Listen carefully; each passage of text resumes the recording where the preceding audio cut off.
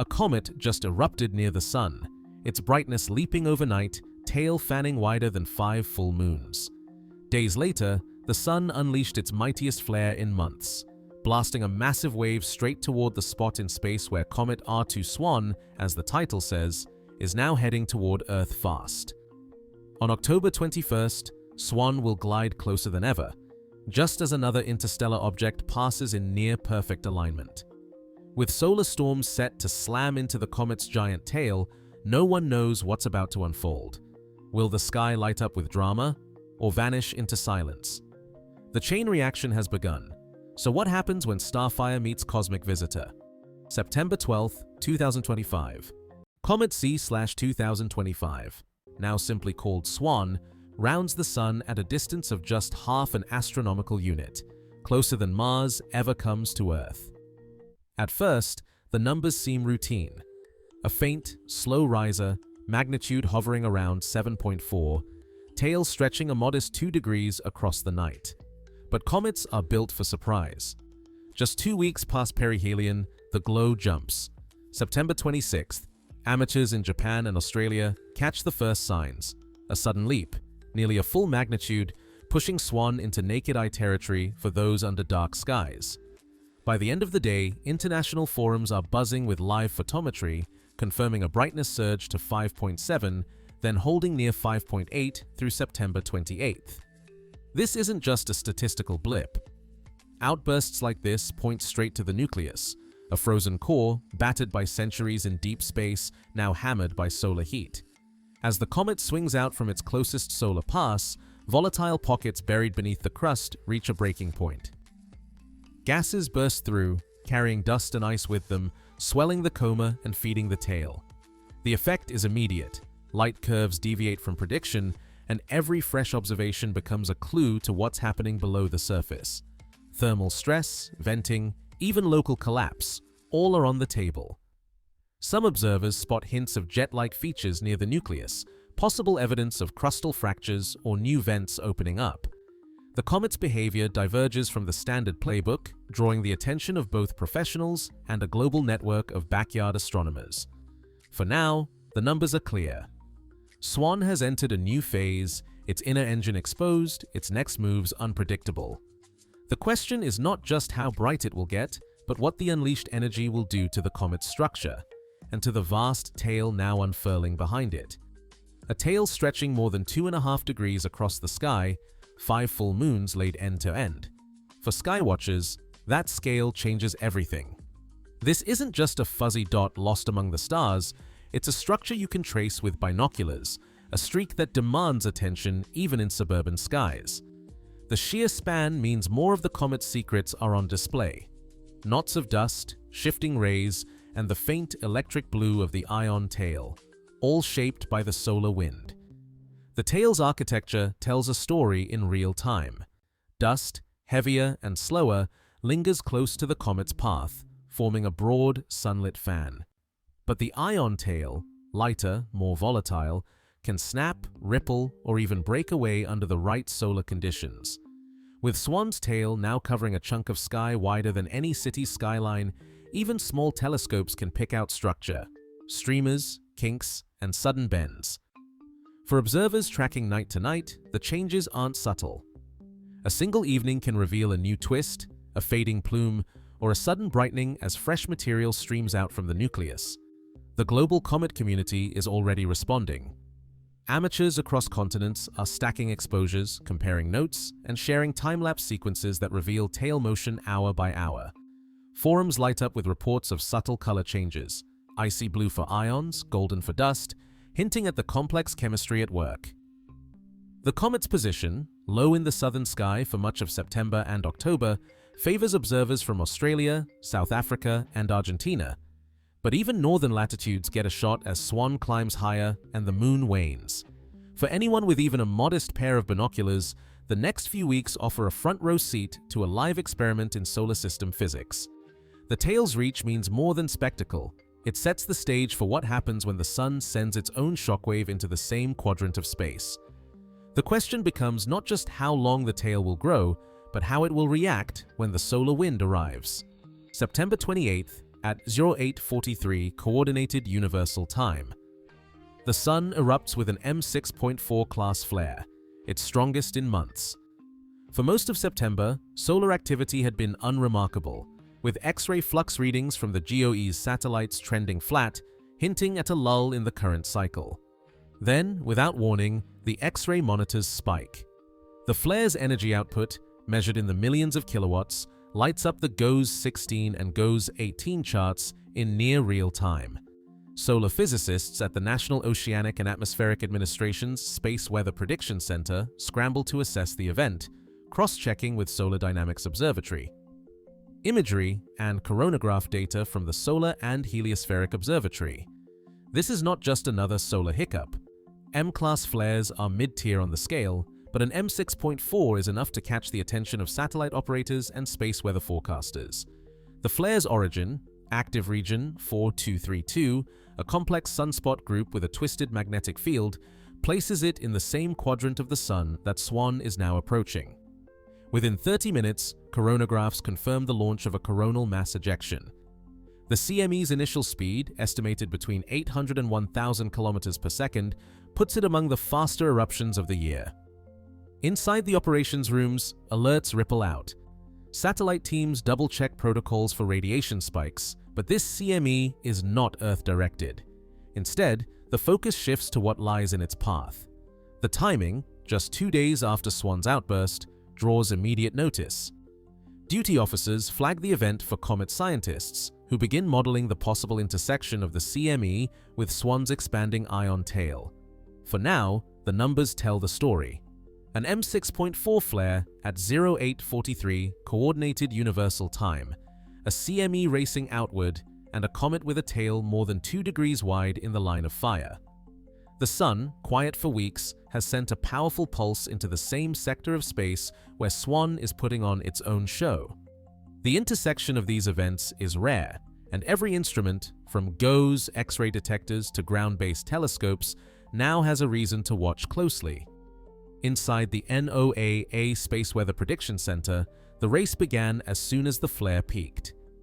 Analysts pulled up real-time feeds from SOHO's LASCO coronagraph and Stereo A's heliospheric images, combing through frames for the expanding arc of plasma. The CME, launched just after 0845 UTC, fanned outward with an initial speed near 900 kilometers per second, fast enough to cross the average Earth-Sun distance in less than 2 days. Its angular width, measured at approximately 90 degrees, placed it among the broader ejections of the year, but the crucial detail was its aim. This time, the blast missed Earth by a wide margin.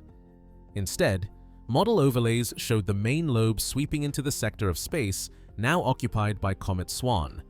For the forecasting teams, the challenge was geometry. Solar ejections don't travel in perfect straight lines. They expand, twist, and sometimes fragment as they plow through the solar wind.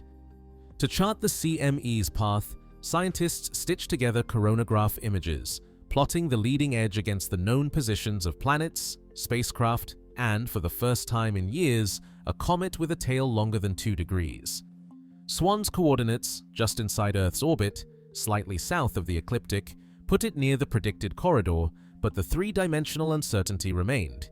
Without a direct Earth hit, in situ plasma data would be limited, leaving ground-based and orbital imaging as the best tools for tracking the encounter.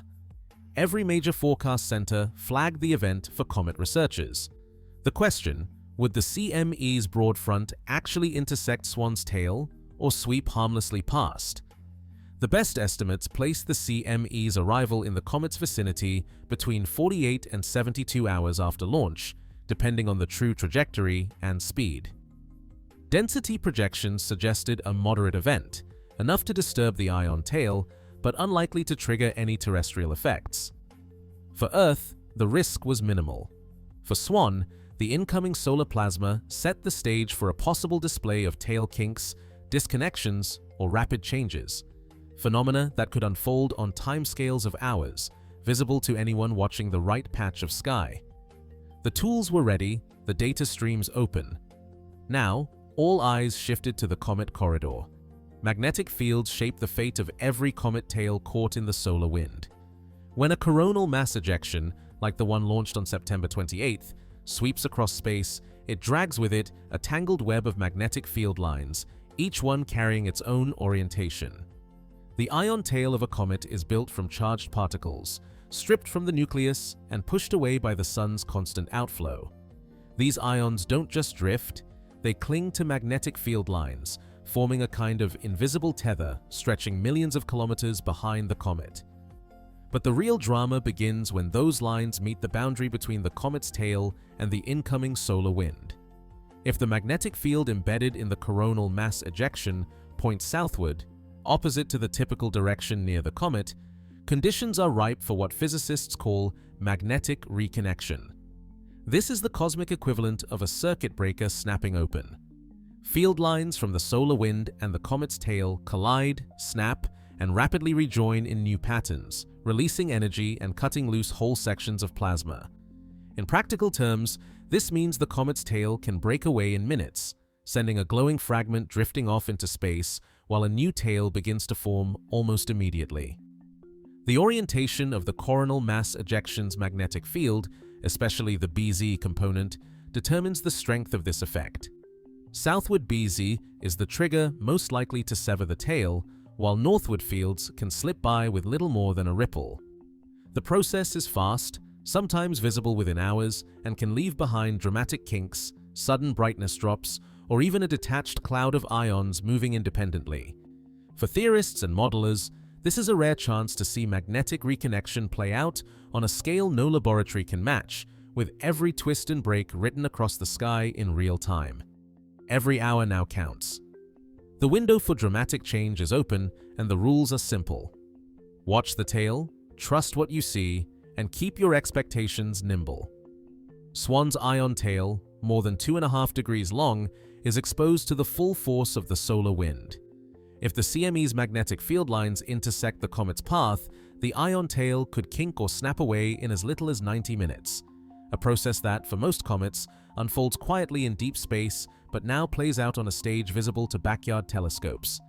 Spectral signatures may shift abruptly, with hydrogen and oxygen lines drifting by up to 50 kilometers per second as the plasma reacts to the shock. Morphology can change on timescales shorter than a movie, with a bright filament breaking free or a new tail forming in the wake of a disconnection event. This is science at real speed, and the best data may come from citizen scientists, anyone with a camera and a clear sky. But caution is essential. Not every ripple or sudden dimming is proof of a solar storm. The geometry of the CME's path is still an open question, and predictions about direct encounters remain hypotheses, not established fact. Experts urge vigilance, not certainty. The correct response is to document, compare, and report, building a global record as the comet's story unfolds. For now, the only guarantee is change. The next anomaly could appear in a single frame, and the world is watching together. October the 21st, 2025. The numbers tell the story. Swan will pass just 0.25 astronomical units from Earth, about 39 million kilometers, or roughly 100 times the distance to the Moon. For a comet, that's the planetary equivalent of a close flyby. This isn't a random approach. The geometry lines up almost perfectly. Swan's orbit crosses the ecliptic at a shallow angle, riding the same invisible plane that defines the solar system's main traffic lane.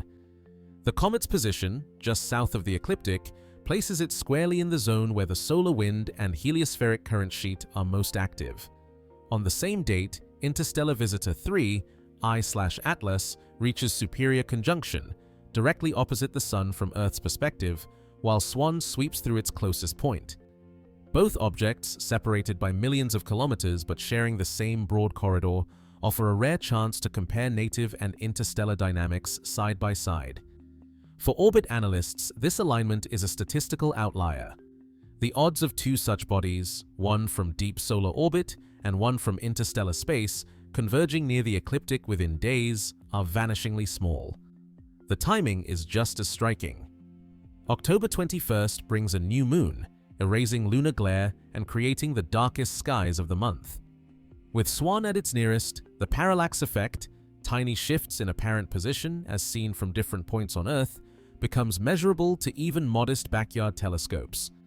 Sky position plotting shows Swan climbing higher each night, its tail tracing a path across the southern constellations. The gap between Earth and Comet, mapped in real time, shrinks to a mere quarter of the Sun, Earth distance, offering the best possible window for observation before Swan recedes into deep space once more. For anyone hoping to catch Swan in the coming nights, timing and preparation are everything. October 21st is the headline date, closest approach, new moon, and the darkest skies of the month. But the window stretches wider. Swan's path runs just south of the ecliptic, climbing higher each night through the southern constellations. From Buenos Aires to Perth, the comet rises early and lingers well into the pre-dawn hours, its tail sweeping west across the horizon. In northern latitudes, the view improves as October unfolds, with Swan peaking above the treeline after midnight and gaining altitude each night. Star charts put Swan near the border of Gross and Piscis Austrinus, easy to find if you trace a line from Fomalhaut, Fo mal Au, the brightest star in the region. The tail's orientation favors a side-by-side comparison with field stars. 2.5 degrees long means the comet's trail can be measured against the gap between Fomalhaut and its nearest neighbors. For binocular users, a standard 7x50 field of view covers the entire tail in one sweep. Small telescopes reveal more detail, but even a camera on a tripod can capture the streak with exposures of just a few seconds. The parallax trick comes into play as Swan closes in. With the comet just 0.25 astronomical units away, its apparent position shifts ever so slightly depending on where you stand, an effect measurable with a few hours' patience and a careful eye. Amateur imaging crews are coordinating across continents, logging rise and set times, and sharing overlays to track the tail's nightly changes. The checklist is simple. Note the comet's position, sketch or photograph the tail, and watch for kinks, sudden brightenings, or fading. Every observer, whether in city glow or rural dark, adds a pixel to the global picture. This is the moment to join the watch. This rare timing sets up a documented encounter. As Swan nears its closest approach to Earth on October 21st at approximately 0.25 astronomical units, scientists are watching for direct effects between the CME and the comet's ion tail, a phenomenon known to cause rapid, visible changes. However, the exact outcome of this solar-comet interaction remains unproven, and no direct link has been established between the recent solar flare and Swan's earlier outburst. What is verified, this October, both amateur and professional observers have a unique window to witness cometary and solar dynamics in real time. As documented in the Global Observation Campaign, Swan's journey is a rare opportunity to track cosmic forces at work, with key results still unfolding.